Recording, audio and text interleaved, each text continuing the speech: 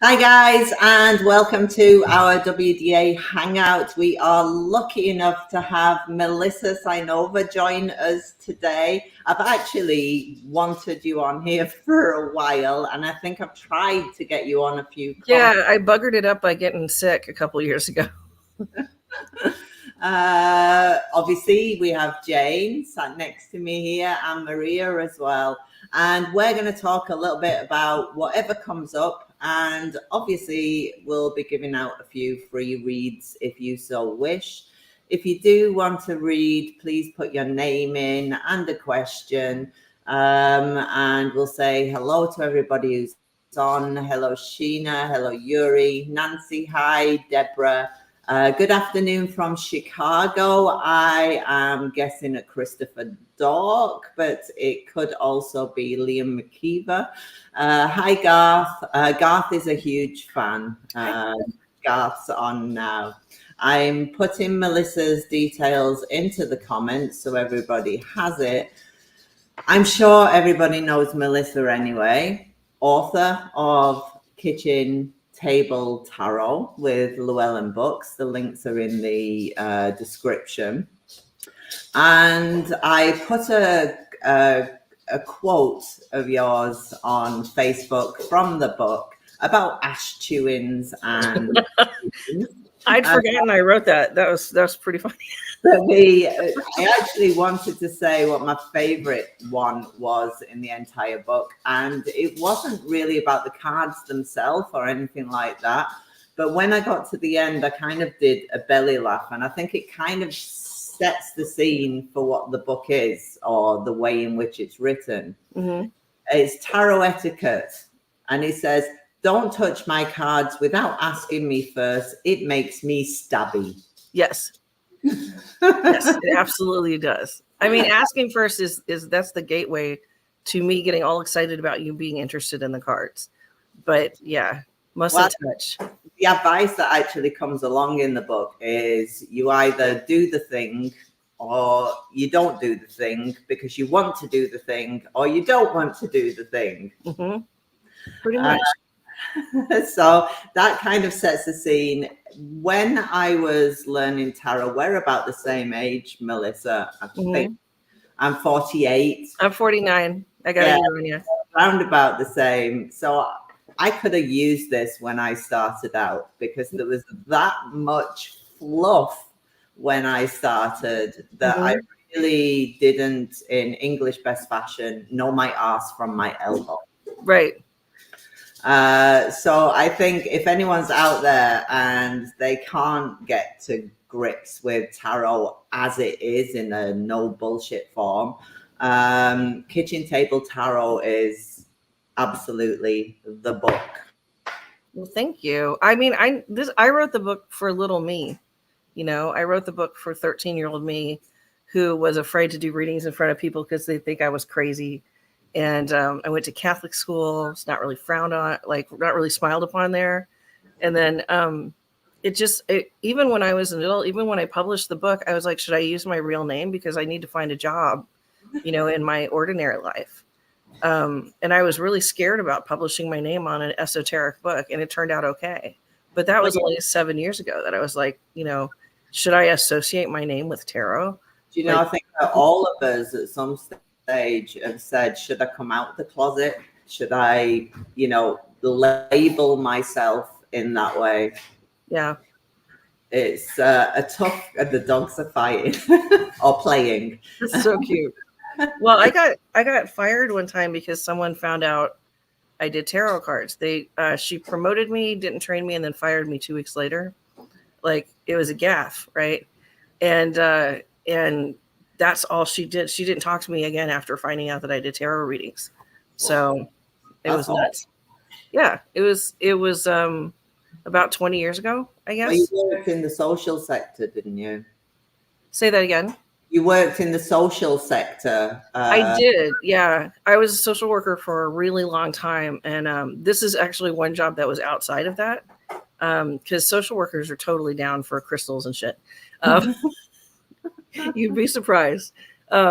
But we walk into houses that are not always the safest place, and we rely on that intuition to get in and out to make sure that we're safe and people that we're taking care of are safe.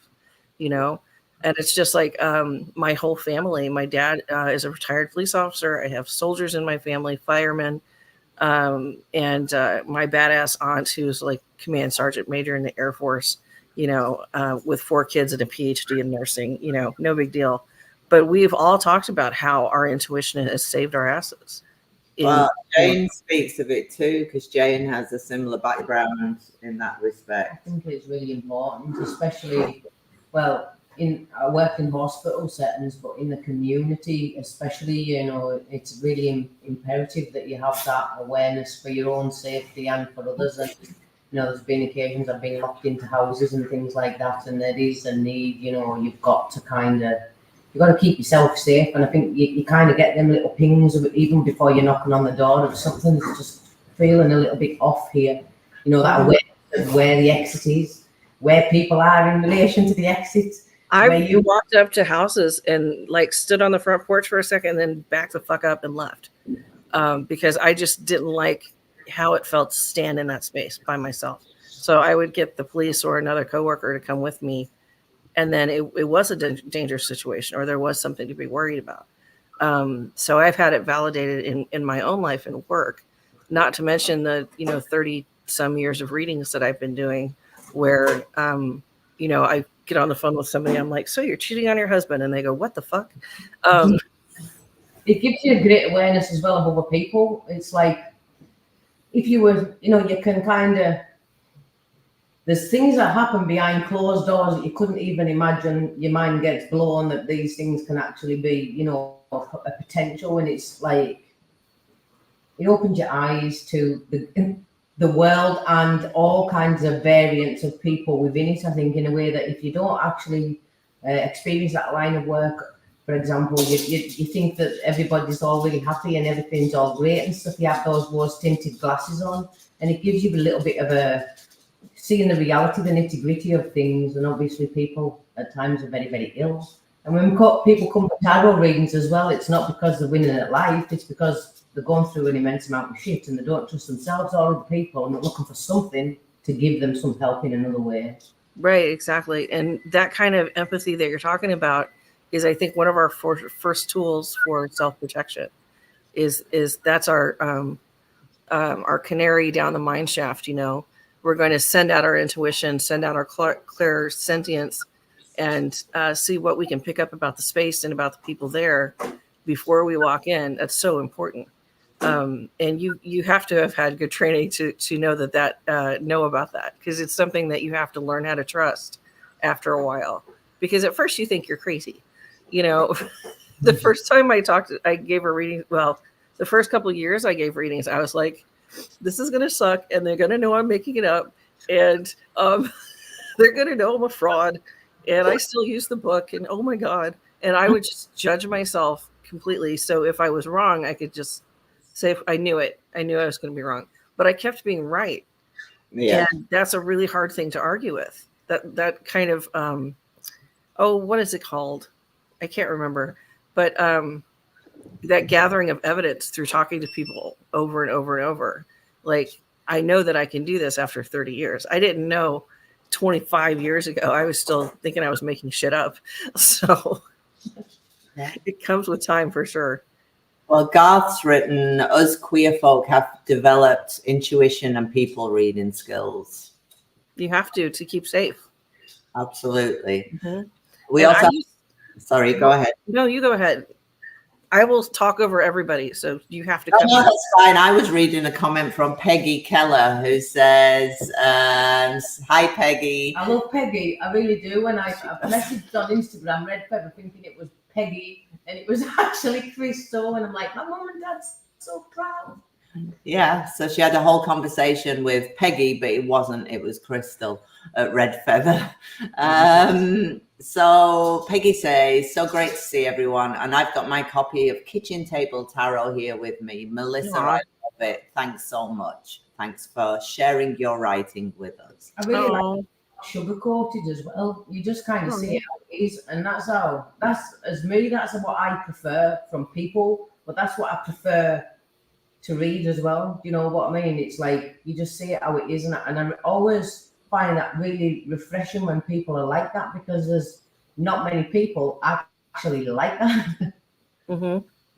Yeah. But my first read, talking about, early on when you're a bit wet behind the ears, my first read was a gentleman who actually hadn't been given long to live. And I felt like I was dying at the table, in all these negative cards, and being a young person as well. I don't think I had the life. If I could go back now and redo it, I really would. Because I don't think I had the life skills there to deal with that. Yeah. I think that some of those, like I had some readings where people were going to die and they wanted to know when am I going to die? I need to get my affairs in order. And I didn't know if I was allowed to do that. So I felt bad for doing it and bad for not doing it. So there are so many situations that, 30 years down the line, of course I'll do it, but I'll do it in a certain way. I'll do it, with some subtlety and some humor and some, instead of going, oh shit, I don't know if I can do that. That's really scary. Hold on. Let me think about it. I'll be back with you. In the book, you also write about that, and that's do the thing or don't do the thing. You either feel comfortable with dealing with difficult questions like that, or you just decide that that's not your thing. Mm-hmm. Yeah, I don't do life or death unless the person is terminally ill, because even if someone wants to know if they're going to have a baby or if their family is complete, I only look at the part where is your family complete. I don't look at, because kids come around in lots of different ways, and I'm not going to tell somebody, no, you can't, you're not going to have another kid, because just because IVF doesn't working doesn't mean they're not going to adopt one of their bonus kids that their children bring along, and families change all the time, and families look 100 million different ways. So speaking about kids, have any of you seen the case of Natalia? Case of Natalia Barnett or Barrett? She's an American girl. She was adopted at the age of 6 from the Ukraine into an American family. If you've not seen it, it's the wildest thing ever. Now, the curious case of Natalia. Okay, I'll check it out. Person, and she was adopted as a baby from Ukraine. Both were pushed through the courts, and altered her age from being something like 8 to 22. Mm-hmm. And put her in an apartment on her own.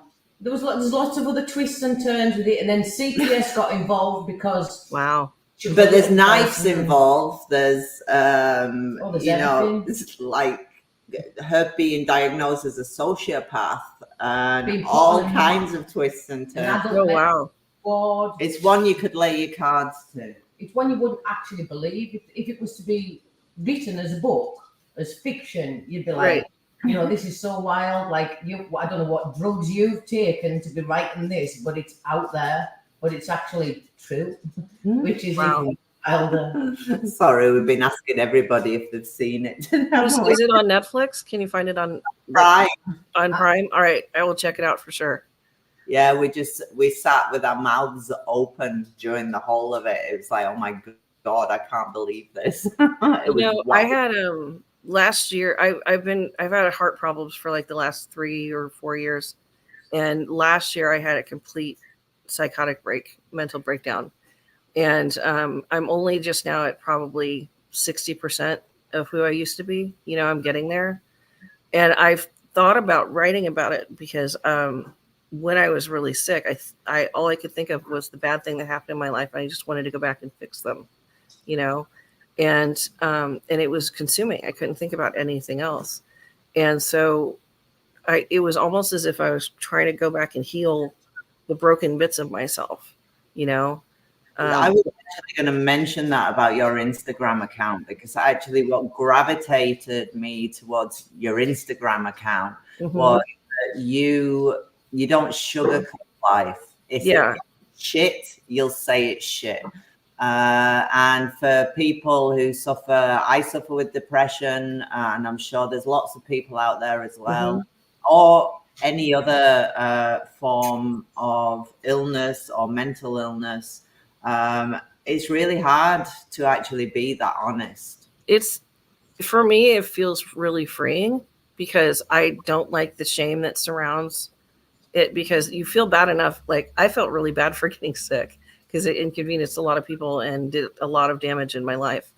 And then I look around and I'm like, the fuck, I got sick. You know, my brain broke. I can't fix that.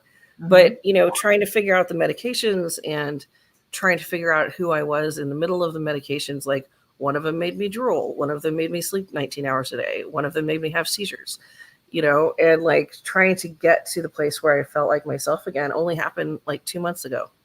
Everything stabilized. And, you know, now I'm just trying to figure out, like, when I was sick, I put all of my cards down because the only way I could look was backwards. I couldn't force my head around to see myself in the present or in the future. And I certainly couldn't look for anyone else. But I'm actually writing a little bit about it now, and I'm calling it Melissa in Retrograde, because it was the first time that I ever looked backwards, you know, and I felt like I was pulled there for a reason. I don't know what that reason was yet. Right now, it just, I don't know. I don't know what I shaved my head. That was very freeing. So that was really cool. But after that, I don't see the point of it yet, but I think that I will. And I think that Hannah Gatsby says there's nothing stronger than a woman who has broken that rebuilt themselves. And I'm holding on to that quote, you know. But learn about it as well in that, you know, in that process of being vulnerable and being open and sharing that with others. It's something that, you know, if there's one person that reads that book where it kind of allows them to not feel as bad within themselves, for a want of a better word, or empowers them to actually be taking steps, you know, forward in themselves and encouraging them in some way, then it's entirely worth it, I think. I think so too. We're all fucked up in some way. Maria's traveling to Starcon in not long, and she's shitting herself about the flight. She's what was the card you got today about how the flight would go? You're going to be hooking up with your lost loved ones. Can't hear you, Maria. You're quiet. We've silenced her. She got a card that says what? Hooking up with your lost loved ones. Lost loved ones, like reconnecting with lost loved ones. I said you've got a love spirit for that, isn't it? You know, for that kind of humour. It's kind of dark in that sense. Maria calls me jellyfish. I'm not sure you know, Melissa, but there's on the WDA Team thing. I've got an acquired brain injury. But what people don't realise is I was actually involved in a car collision when I was 22. It was a head-on car collision, and I was in my. Can you hear me now? Yes. I was into my final year of my nursing at that stage. And I was actually misdiagnosed with a mental illness for 17 years and medicated for it. Jesus Christ. And so when you talk about what the drugs have done to you and losing your hair and different things, like, I wasn't actually, I didn't have a mental illness. They were giving me, I think I was on about 17, 18 different types of medication. And then you just have the shit around your house. They give you these really hard psychotropic meds, and they're like, are you having thoughts of hurting yourself for someone else? And I'm like, no, but if I did, thanks for the fucking arsenal of medications. I appreciate it. And, you know, like, it's just fucking ridiculous. Tremors as well. You know, so some drugs will give you the tremor, and then you're on anti-Parkinson's. I have my hands shake all the time now. Yeah. So it was only, and then it was by chance I was having this assessment, and this lady actually says, you've got an acquired brain injury. Everything that I was talking about is, you know, you're wrongly placed within the system of like mental health. Right. Actually started the ball rolling, which created the fundamental change in my life. Whereas I had to go for, I think, 12 months to get actually, yes, you're not mental, you're just damaged. and this is you, it's as good as you're going to get. And then at that point, I got actually referred to a brain injury team who took me on, and I had intensive rehabilitation with them. And it was kind of the mindset of, well, you tell me I can't do this, what do I need to do? How do I need to approach it in a different way to be able to do it? So how do I get around this? So I've got taught so many skills, but in that process and then of coming through that, I think you learn so much about yourself because it's a journey and it's something that's really personal. You know, you go through all of that to come out at the end, and then you get this kind of, you know, you've got this strength, you are this new you. It's a rediscovery in a way, and it's something that you're really in a constant process of becoming who you are, who you were meant to be. Yeah. And it's kind of short. Like this morning, my husband and I were talking, and I was with my little tea, and I used to drink tea every single day. Me and Moroccan mint tea with some honey every single day, and I haven't done that since I got sick. And this morning I was like, maybe I want some. You know what? I really want some tea. And he just kind of looked at me, and I was like, didn't I used to drink tea all the time? And I have to parse through who I used to be to figure out if this is a thing that I do. And it's fucking trippy, you know? But that stuff keeps happening. And so I feel like I'm pulling back the parts of myself that I need and discarding the rest. And unfortunately, some friends, it was very scary when it happened. So I lost a lot of friends. But other people have stepped up to help me get through it and to be supportive for me. So I'm like really grateful for my husband and my kids and, you know, my community. Because even when I was like super, super sick, I was getting texts and emails from friends, and I remember replying to them. The hallucination I had with you was my favorite one. Because, I had a hallucination that one of my friends was guiding me through my day like now Melissa goes into the lobby of the elevator, just like a nature documentary. And that was one of my favorite hallucinations before I was medicated. Wow. I know. So it was, I asked her about that. I said, did I tell you this? She's like, regardless of how sick you got, you were always fucking funny. And I'm like, oh, thank God. Okay. As long as I'm always funny, I think that'll be all right. Garth has said, how have these experiences changed or not your readings? I didn't do them for a really long time. I started reading again, I think it's January now. I want to say like late September. I've done maybe 15 or 20 readings since then. And I find that I get really impatient with smaller problems, which I have to get used to because not everything is emergent and not everything is urgent. And I feel like I'm going through such heavy shit on my side that that's the kind of readings I should be doing.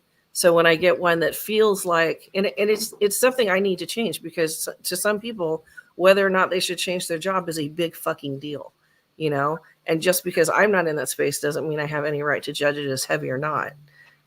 So I think that's the biggest thing is I'm so used to dealing with emergent situations that I really have to tone my shit down and recognize that people are people and they're going through the same shit and everybody has something that they're worried about regardless of what it is. So that was the biggest change is trying to figure out my moderation again, how to moderate my readings and how to moderate myself instead of looking for crisis and you know, trials and tribulations behind every phone call. Sometimes they just want validation that this job that they have sucks and they need to find a new one. And that's perfectly fine. That's my job, you know? But I think it was because I was on red alert for so long. It's really hard to de-escalate myself into looking at sometimes it's just a day. Sometimes it's an easy problem and that's okay. Well, it's that fight or flight mode that your body gets into. I mean, when my head is up my arse, I don't do readings. Just because I don't feel it. It doesn't bring, I know it sounds selfish, but it doesn't bring me anything other than me being anxious about doing a reading. Yeah, I think it has made me more anxious about doing them because I caught myself being all uppity during the first 3 that I did. And I was like, I was being impatient with the person and like, oh, is that it? kind of vibe. And so I stopped doing them for a while. Yeah. But I just had one last week that was really great. And we were just vibing. It was really cool. And she said, "You'll have to excuse me, I have anxiety." And I'm like, "Sister, have I got a story for you?" So you were talking to the right girl. Because having that, it's the same thing, like, being bisexual, I can talk to folks in the queer community. Being a writer, I can talk to folks in the writing community. And now I have folks with mental illness that I can completely relate to. It's not the same story, but it's written in the same ink, and I can read their story and go, "Oh, fuck yeah. Okay. Yep.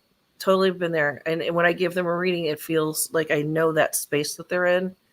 And I can absolutely assure them that even though it's really dark, it's going to get lighter. And even though they feel stuck, they're going to get unstuck, because it happens. You get unstuck. Sometimes it takes, it took me a year to get unstuck. But I can say that with assurance that one day you'll be free of this. One day you'll be able to cope with this. One day it won't look so dire, and I can mean it. And I think that gives my readings a little more credibility in that stance, I find too that when you are going through a particular stage in life, I tend to, because I pull back on my readings, I tend then to get readings coming in that are of a similar vein as what I'm going through. Yeah, me too. So you're like coaching, but it's like, well, I get this. And, I figured my shit out, or maybe I haven't. But we're figuring it out together somehow. Yeah. I always, like, if I'm physically sick, I get calls from people who are physically ill. If I am feeling down or depressed, I get calls from people who are dealing with depression or whatever. And, it just always seems to vibe. Or if I'm being lazy as fuck, I get a call from somebody else who's lazy, and the whole reading is just pointed at me like an arrow. Like, get off your ass, Cynova, get back to work. So those are helpful. When people actually, there's no, it shocks me. I've seen that much in my life, and I've been through that much in my life, that I've probably lived about 20 lives, and I'm only like 44. So there's no that you can actually tell me about, come for a read about, want to know about, that's going to actually be like, wow, that's wild. So people feel very normal around me, and I think that's the thing. It makes you approachable because of that, because I feel very at ease, because there's nothing that they could say, nothing that could be shown that's going to make them feel out of place or be shocking. Even if it feels shocking to them, it's like, come on, so it kind of gives them that relaxedness and allows it more openness as well when you're giving those readings. And I think the humor, like my husband and I, because I had OCD really bad in between medications, like I was up scrubbing the walls at 3:00 in the morning and reorganizing the cabinets. I mean, it was hard, and I'm disabled. I don't know why my ass thought I could monkey up cabinets, but it was not great. And he's like, "Why did you do that?" So we had this joke every time I do something like that. We'd go, "It's a compulsion. I can't help it." So every time something like that happens, I'm like, "I'm really sorry." He's like, "Don't worry about it. It's a compulsion." You can having that joke between us, and we have so many, and having that joke, like the common ground of the comedy, or like I have another friend who's been really ill, and we talk shit about each other's diseases constantly. She's got a brain tumor and depression, and I have a bad heart and bipolar 1, because it's better than the other one. I have the best bipolar. Mine comes with hallucinations too. But she has her shit and I have my shit, and we are like, we dog each other all the time and call each other inappropriate names that I won't repeat because they're not PC at all. And we just dog on each other because we can, because we've been in exactly the same boats, And at one point I was like talking to her about becoming my legal guardian because I didn't know if I could handle my own business. It got that bad. And she's like, "I'm going to have so much fun being your mommy. You're being your legal mommy." And I'm like, "Oh my God." British, that, isn't it? But look at when that's quite British, because that's how we are in our families and everything. Yeah. You've got to be able to take it, and you've got to be able to give it. Like my friend, a couple of years back was diagnosed with cancer, and she was going to have chemo and things. And I said, see, if you lose your hair, can I choose your wig? That's all I wanted to. And that just kind of made her laugh, right? And I sent her a picture of the Tiger King. And oh, Lord. The wig that I'm making you wear. And it's like only like true friends, only family and things can do that, but you do need that humor because it lightens that situation as well. I think it's dark, but it's a way of dealing, isn't it? Dark humor and sarcasm in that sense, It is. Yeah, I remember like texts or phone calls or whatever. And it was just like this little firefly or this little spark in the darkness where I was sitting, and I couldn't get out of the darkness yet. But here comes a little firefly, show me the way back, and it was priceless having those little contacts. It could be overwhelming, but yeah, it was so great just having somebody say, "Hey, how is today going?" And I'm like, well, today I got out of bed and took a shower. Yay! So how about that? And I didn't stare at the wall for an hour. I'll call Maria out because in that humor, because Maria's like, I'm really tired today, Tony. Good chat, can we have some fun? And Maria's like, I haven't got much in me, I'm really tired. I've got less than a brain than what Jane's got.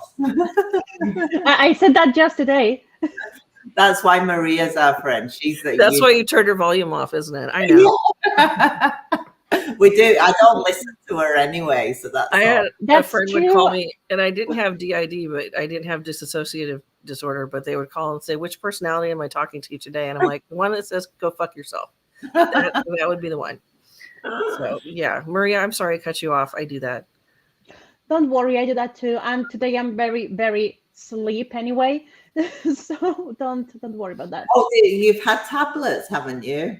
Yes. She's trying her tablets at the plane. Yes, I'm trying my anti-anxiety tablets, but I feel like an absolute wall right now, so I'm just listening and nodding.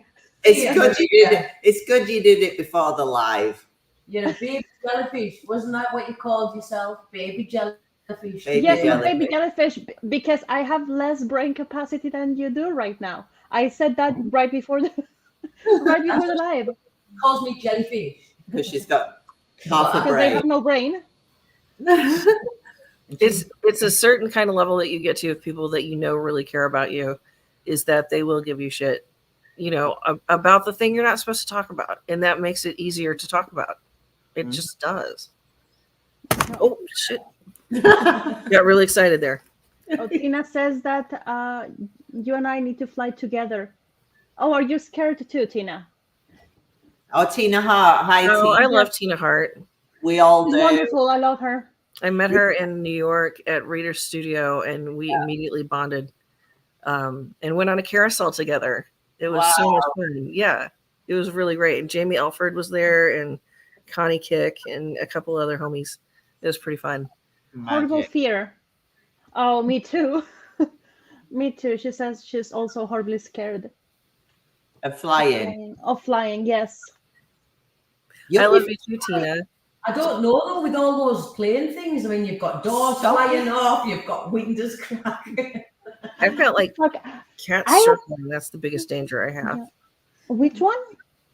Oh, I have 5 cats that are circling for position right now. I have 5 cats too. Oh, right on. Samesies, twinsies. Yeah. She's a cat mama.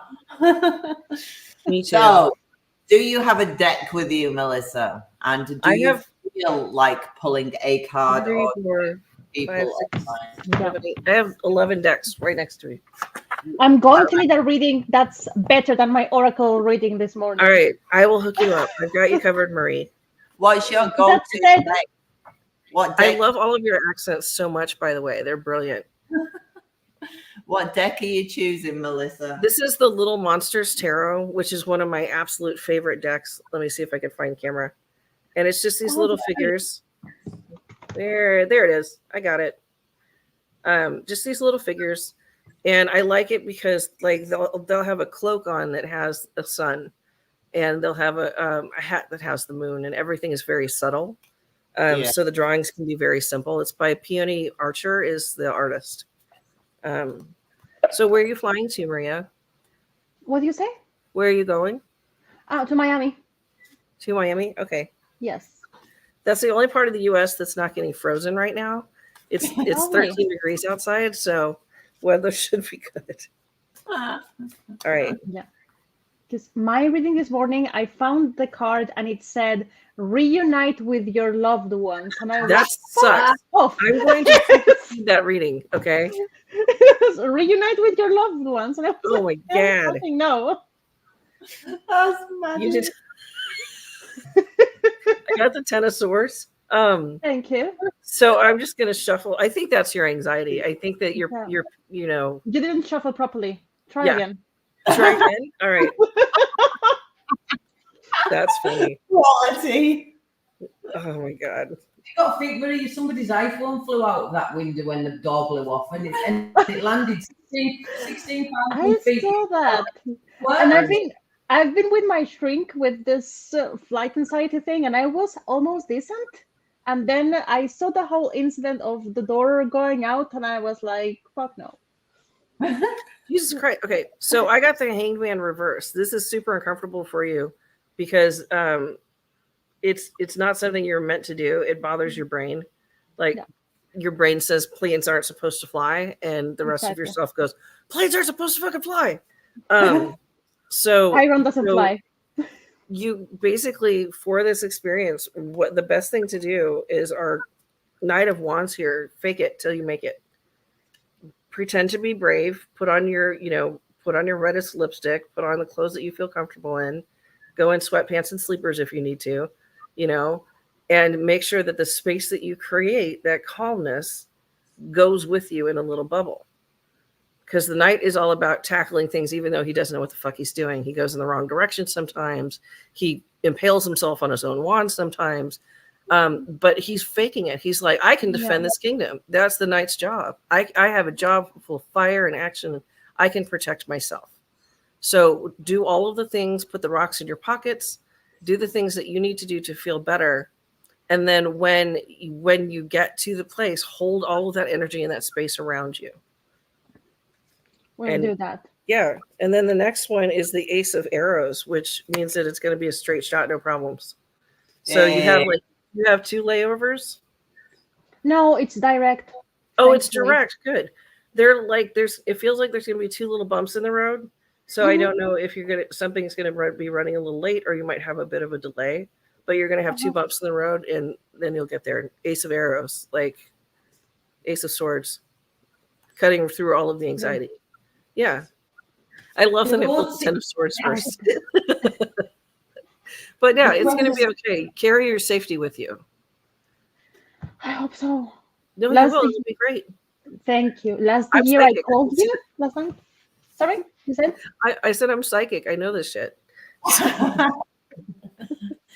I get on a plane, if my airplane falls, I'll haunt you. Okay, no problem. I like ghosties. I always used to tell my kids, the scariest thing in your house is your mother, and they were like, "Oh, okay." So we don't worry about ghosties and shit. We worry about mom. I'm gonna have to tell Nate that. Sounds good. Hi, Roseanne. In the house is your mother. Hi, Leon. I'm going to use that one. So, Maria, do you want to take the question for Yuri, which is, why am I always loath to charge people for my readings? Sure, I can do that, but I can't promise anything because I am on drugs right now. Me too. Yes, I can't promise. But I'm new. It's my very first time. Oh, really? So, yes, I was. Yes. Oh, I'm so excited to get to be here for that. That's awesome. Yes, I was a meds virgin until half an hour ago. It just makes things a little smoother, I find. Yes. Smooths the edges. Yeah, so that's for Yuri, right? I think so. Okay. So let's look into why do you always love to charge people for readings? Okay, so it looks like on the one hand, this our dear imposter syndrome blend with some guilt that you should really be helping out with the skills that you have developed. I see that this probably ties way back into that type of guilt that you carry, something that you have been educated with, that you are supposed to be helping others, even if it is at your own cost, and that is something that you can continue to struggle with, not just in tarot reading, but in other areas. So I would be looking at this background, at these ideas that you might have grown up with, and how this can affect not just the reading aspect, but other situations in which you cannot set boundaries of related to, what you are getting out of what you are doing, if that makes sense. Magic, what I didn't listen, but what deck did you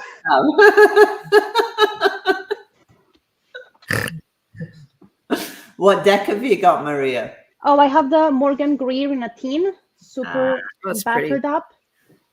And Jane, you're reading for Erica. So, Erica, I pulled you a decision spread of whether you should actually go for your teaching certification. It is teaching certification, isn't it, this year? Whatever it is you're wanting to attain or not.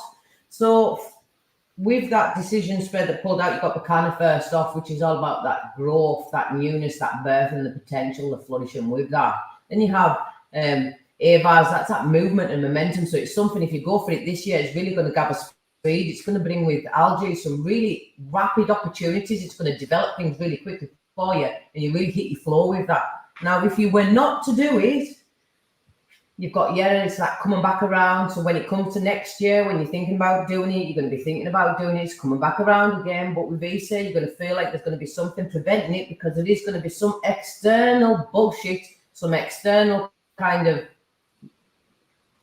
I want to use the word, but I won't, in the mix, which is going to actually prevent you from doing that. So if you have a choice of doing it this year or putting it off to a different year, go for it this year, because it looks like there's always going to be something that's going to be stopping you if you don't do it now.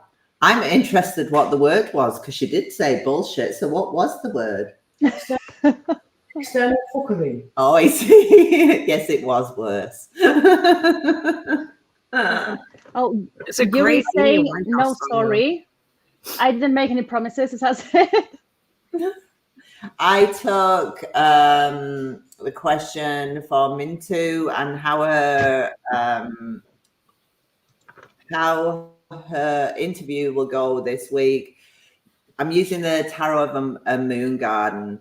You're actually going to boss it. You are going to go in there full steam ahead. You may feel a little bit not nervous, but not as equipped as you thought you would be, but you are going to go. We have the Queen of Wands in the mix. You are really going to boss that interview, and it basically comes down to what they are looking for, as all interviews do. But the cards are really positive for a possibility of a position with them. I'm going to give Melissa a question now. Yes. What the Monster Tarot comes up with. I'm very slow at this. That's okay. We've seen that one already. Oh yeah, the chat's repeating. This is great. We're getting like the same question all the time. I have some, I think, here. Can you see better than me, Maria? I think we have... I found one from Tilly. I've been a bit stuck lately. What can I do? Okay. It's a nice question. It is, because it just realizing that you're stuck is astounding. Realizing that you've just been in the same pattern every single day for however many weeks or months is something like that. Kind of self-awareness doesn't pop up often, where you look at your life and go, shit, this was just like that, and that was just like that. And the reason that you come to that realization is because you're not happy in the pattern. You're lacking something in the pattern. So feeling that you're stuck tells me that whatever is going on with you, you need more.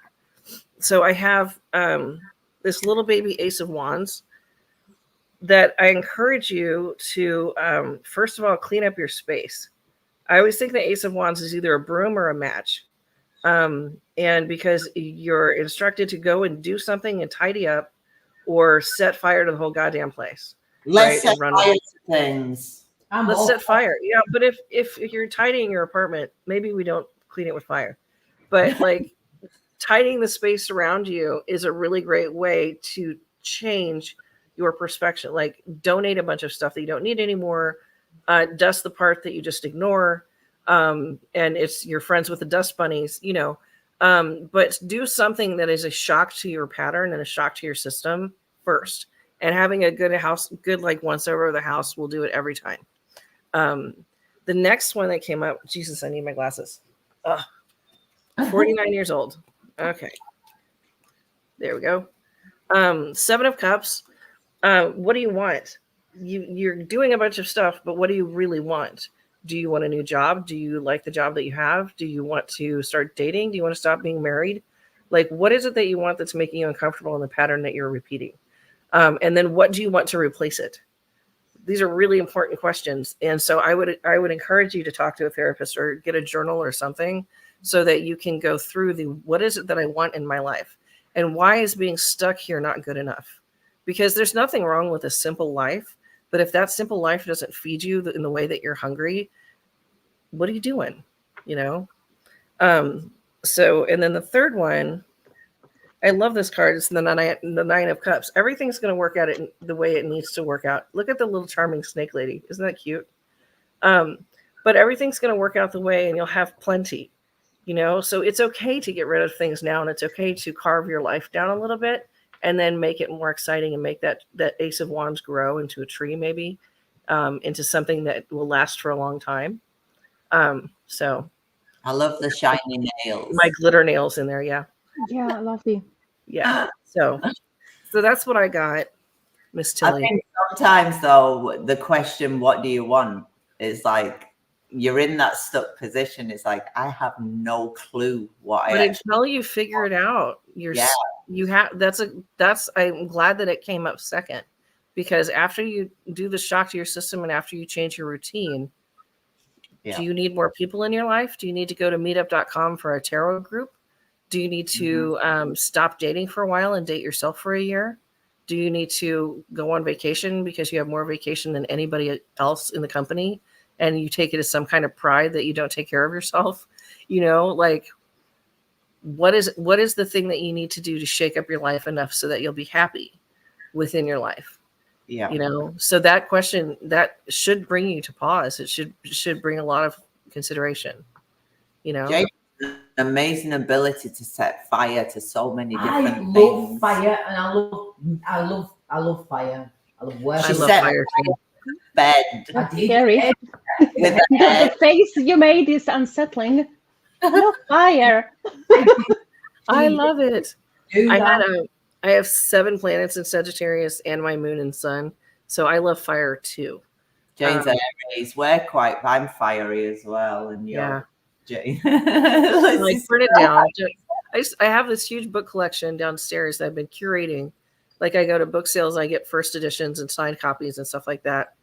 And I'm like, I'm just going to sell all of my books. Just decide.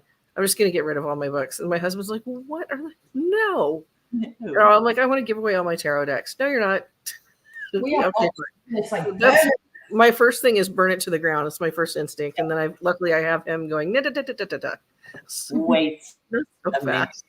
Exactly. You want to answer Tina's question? Yeah, because Tina's asked, how does she get out of her own damn way? So the first thing, I think that you know, understanding how you're getting in your own damn way to understand how to get out of it is really important. Do you know what I mean? Just like what you want, what you want isn't always what you're needing. So what you need for, you know, but how are you getting in your own way? Well, first off, I would say I got Issa, Manaz, and Yera for how are you getting in your own way. And I would say that you're actually blocking yourself or actually spending too much time alone, and it just keeps going around that same old, you know, I can't do this, there's other people that's better than me, I can't do this kind of rumination. because with Yeren, it is something that keeps cycling back round. Manners with that self and others, that greater good, but you look at it within yourself. They're paired with Issa, you know, sandwiched in with that. It's that cycling round of those blockages, that kind of isolation, you know, that steadfastness, even stubbornness as well within that.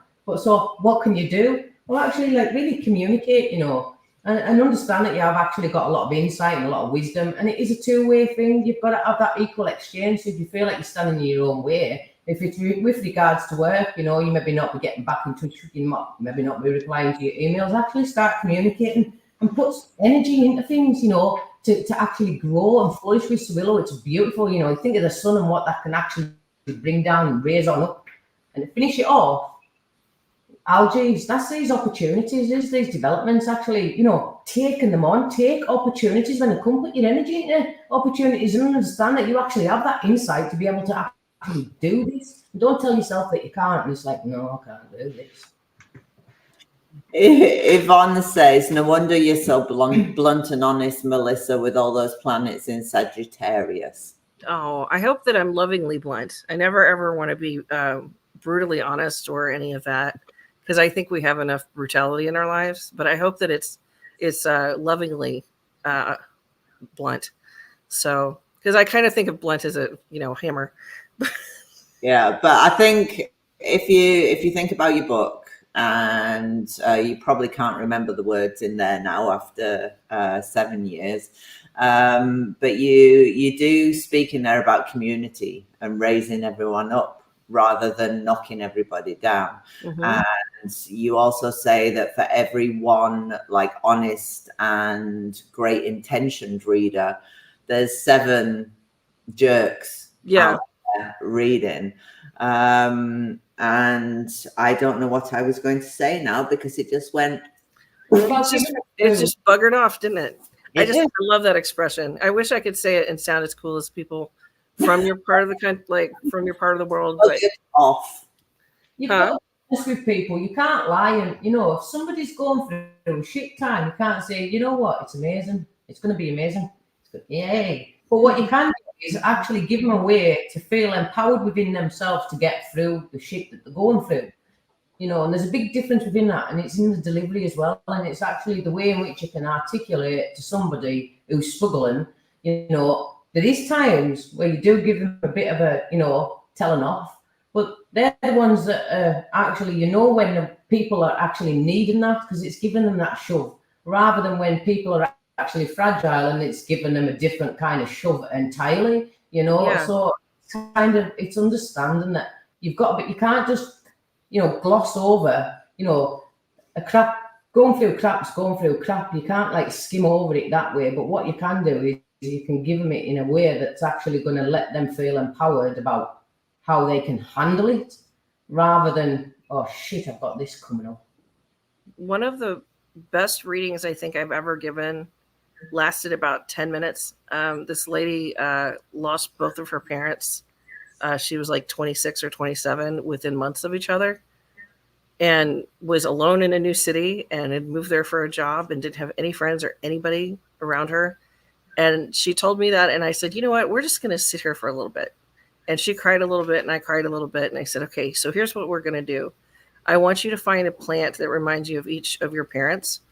And I want you to write a letter and bury it in the plant. And every day that you tend to that plant, you're taking care of your folks. You know, I want you to just have a conversation with them. And then when you're feeling up to it, and the grief, because grief doesn't shrink, we grow around it.